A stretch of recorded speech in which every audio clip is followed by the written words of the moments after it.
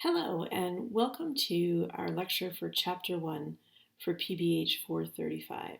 Today we're going to be doing a general overview of drug use, and I'd like to start with a quick overview of our agenda for the day. Our goals for today are just to start digging into this whole issue of drug use and abuse. We're going to be looking for you to be able to develop a framework that you could use to understand any specific drug use issue, which should be useful as we proceed through the semester. We're going to talk about 5 general principles of psychoactive drug use that you'll be able to apply, again, to any of the drugs that we talk about this semester. We're going to define some important terms in the field, misuse, abuse, and dependence. And those will, again, be tools that we use throughout the semester. And then we're going to talk a little bit about some patterns of drug use in the U.S. since 1975, increases and decreases for the use of different drugs.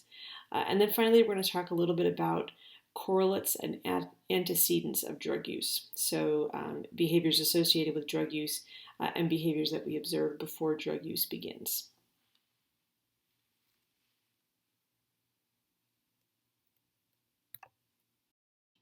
So in this lecture, we're going to be talking about some basic concepts that will support many of the discussions that we'll have throughout the semester. So one of the very first things that we need to discuss, we'll start with the fact that many of us here in the United States use drugs on a daily basis, and we don't consider it dangerous drug use or anything to be concerned about from a health perspective. Some of them are even what we use to support our health. So when we talk about substance use and drug use, let's start being clear that we're not always talking about a health risk.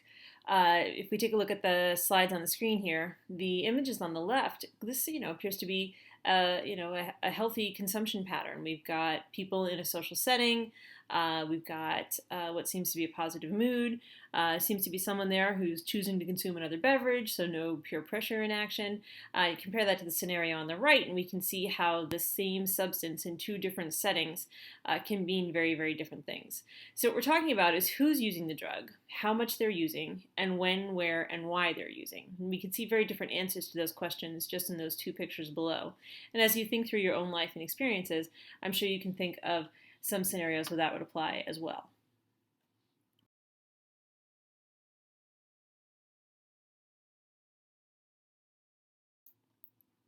So next we're going to talk about 5 general principles of drug use, and these general principles are going to apply regardless of which drugs we discuss throughout the rest of the semester.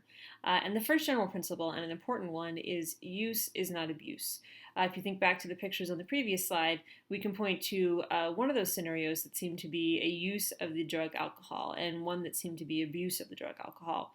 So even with the same substance, it's very common that we'll find patterns of use that are of health risk and patterns of use that are not. Second, every drug has multiple effects. We may look for one effect. We may be looking for only one of the ways that the drug will affect our body, but the reality is that every drug is going to affect other sites in our brain, other organs and organ systems in our body, and there's no drug that we know of that just has a single effect on a single brain site or organ system.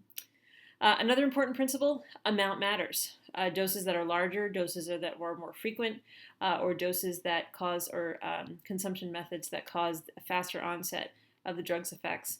All of these can produce different effects than drugs at smaller, less frequent, or slower consumption methods.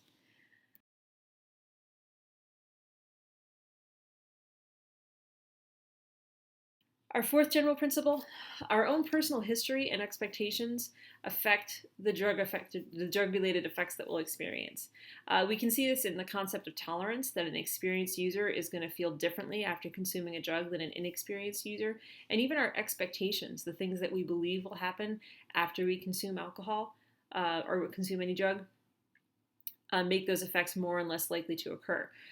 When we get to alcohol, we'll see some interesting work that's been done with that. And then finally, drugs themselves, drugs are not good or bad. Drugs are inert chemicals sitting on a shelf. Now, they definitely can cause negative or sometimes positive effects in our lives, but the drugs themselves, these are simply chemicals, and if we try to attribute good or bad to these substances, then we're ignoring all the factors that contribute to a healthy or unhealthy relationship or experienced after consuming the drug. So these 5 basic principles, these are going to support all of the conversations that we'll have about drug use and abuse throughout the semester.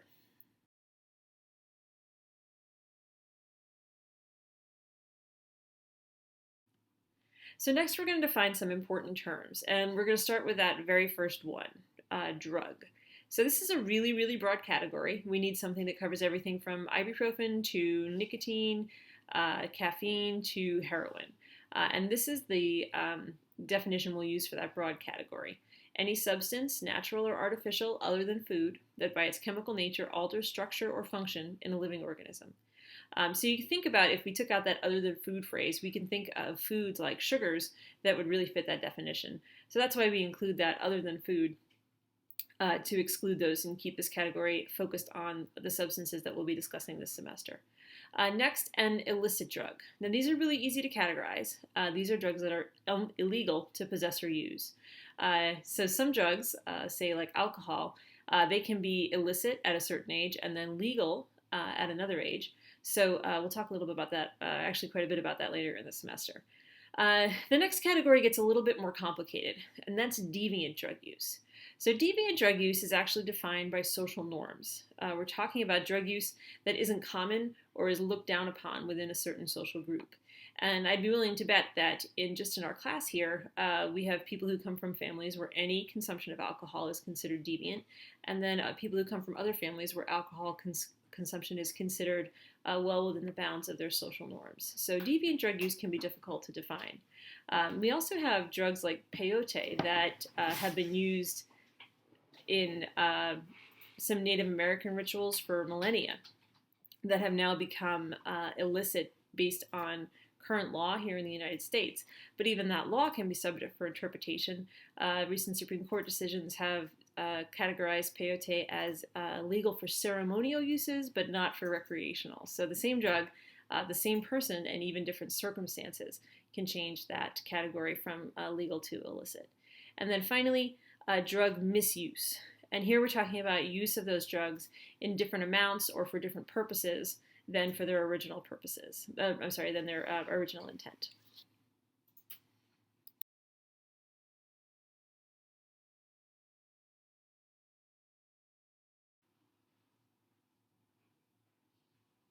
So continuing to define our important terms, now we're going to move on to drug abuse. The definition we'll use here is use of a substance in a manner, an amount, or in situations that cause social, occupational, psychological, or physical problems. So this gets broad. It can mean different things for different people, but in general, we're talking about a use that is problematic. So when the use of the drug begins to cause problems. And then finally, drug dependence. So note that we're not using the term addiction here. Addiction is a term that's come to be very widely used in our society. We talk about people being addicted to their phones, addicted to chapstick, and we're really talking about something very different when we're talking about drugs. So we're going to talk about drug dependence here in class. And this is that state in which an individual uses a drug so frequently or consistently that it would be difficult for the person to stop. So it's important to note that this may not be physiological. It may be the person may have a physical dependence on the drug, but it may actually be psychological dependence as well. And when we look at all of the symptoms that go with that condition of drug dependence, we define it as a behavioral disorder. So note that we don't have a definition here for dangerous. And basically that's because all drugs, whether they're prescription, whether they're illicit, or whether they're over the counter, can be dangerous to some of us. Tylenol can damage your liver under certain conditions. You could have an allergic reaction to a prescription that your doctor has recommended for you. We know that there's a strong relationship between nicotine consumption and lung cancer, and then some non-physiological reactions. We know that alcohol consumption can be linked to personal safety concerns. So all drugs can be used in a manner that is dangerous.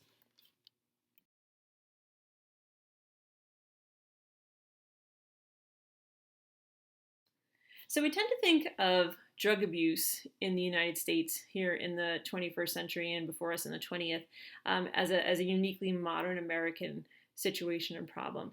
But the reality is that drug use is pretty much as old as recorded history. Throughout history, we have seen drugs being used for enhancing spiritual experiences, for treatment for illnesses, and we've seen some major economic roles for opium trading routes and that kind of thing for drug use as well. Some changes here in the modern period. We've seen the rise of legal drugs, of the prescriptions and pharmaceuticals that we take for a variety of purposes, and then also this thing that we call the war on drugs, the legal efforts to prosecute drug use and drug users. So just a couple of